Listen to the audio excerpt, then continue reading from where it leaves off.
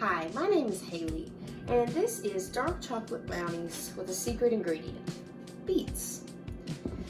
First, what I like to do is find like a dark chocolate, maybe 60% cacao. If you don't want to use that, you could definitely use milk chocolate chips, semi-sweet. It doesn't matter, it's just based on your preference. I'm also using a chopped up chocolate bar. You just want to make sure that it equals 8 ounces. This is actually the one I used. It's from the Dollar General. It has a little bit of orange peel in it, so it's going to give it like a floral orange note. We're also going to go put in 2 sticks of unsalted butter. And we're going to melt this over a double boiler. For a double boiler, you have to use a glass dish. I have a pot of water here. It just has a little bit in the bottom. That's just to make steam. And that's what's going to melt our chocolate and butter. Next, I'm going to put in our flour, which is 1 1/4 cup. This is actually a cup measure, and I just make it heap up a little bit. This is 2 teaspoons of baking powder, and this is a 1/2 teaspoon of kosher salt. Just give this a little whisk, just to combine. You could sift this if you want to get fancy, but I'm not. We're going to set this aside.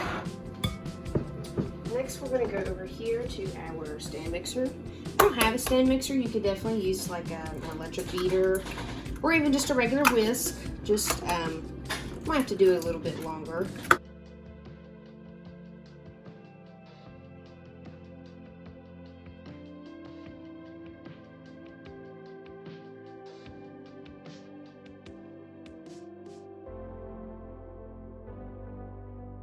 So this is what your egg mixture should look like after a couple minutes of mixing. You want it to change lighter in color. And what we're going to do now is add in our vanilla extract. I'll just eyeball it. Who doesn't? I also have a cup of packed brown sugar. I actually did a mixture of light brown and dark brown. Now that we've got our brown sugar and our vanilla beaten in, we have a lovely like velvety egg color going on. Now I'm just going to add in my beets. I got 2 beets, 2 about medium size, and I just put them in a food processor and blended them up. And if that gives you like a good puree, that's all you need to do. I ended up having to put mine in the blender just to get it as smooth as I wanted. You don't really want beet chunks in your brownies, but definitely the color and even the nutritional value is what the beets is for.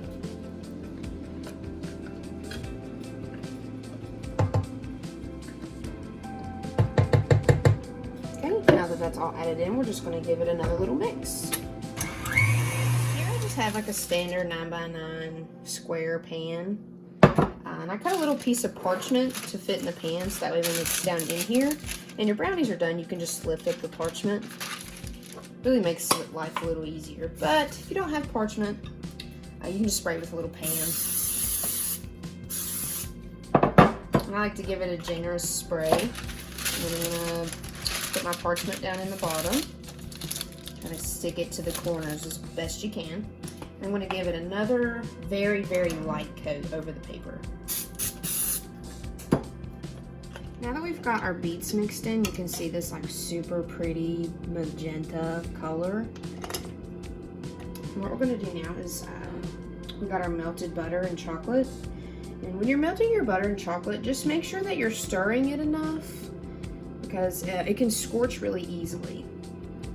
What I'm going to do is I'm actually just going to put like a little splash of the chocolate in here, because there's still eggs in this mixture, and if your chocolate's a little too warm, it can actually scramble your eggs, and that would be really gross.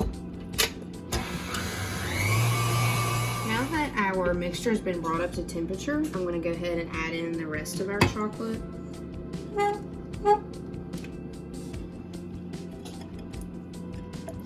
Have these rubber spatulas too, because then you can make sure you scrape the bowl and get all that goodness in there.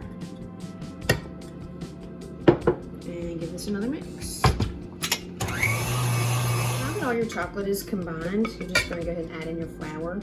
I'm going to probably add mine in 2, maybe 3 additions, just so the flour doesn't splatter everywhere.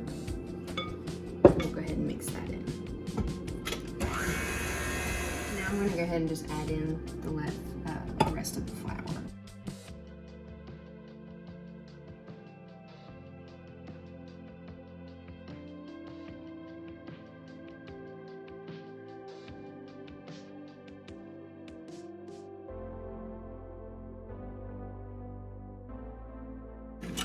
Okay. Take in your rubber spatula and just scrape down the sides, just to get all that flour incorporated. I like to go ahead and scrape the bottom too, because sometimes sugar likes to sit in the bottom. And already you can tell that this gives you like a beautiful color in your brownie batter. We'll just mix this up one more time.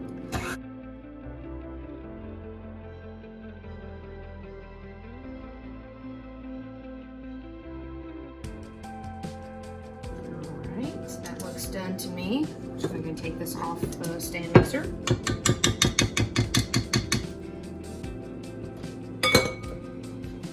I'm going to take our little parchment lined 9x9 and pour in that beautiful batter. Oh, that color just, it looks great.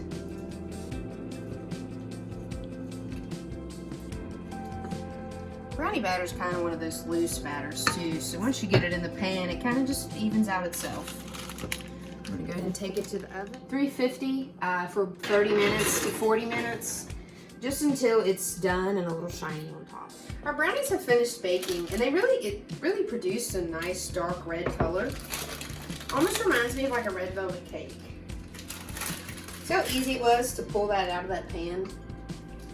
So much easier whenever you're trying to cut some brownies. All right, now we have our perfect square here. We'll take a knife and just cut us up some pieces here.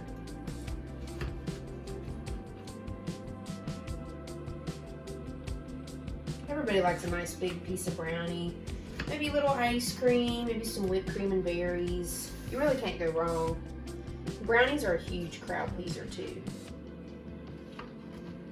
Oh, these are super soft in the center. It's probably like my favorite thing about this recipe. You get nice crispy edges. And cooking in a glass pan like this helps with those edges as well. I'm gonna go ahead and go for a edge piece. We'll just put this on a plate and give it a little try. Very like cake-like brownie. Nice crusty top. Perfect bite. These are super moist, so delicious. You really just can't go wrong. Thank you for watching my how-to on brownies. Please don't forget to like and subscribe.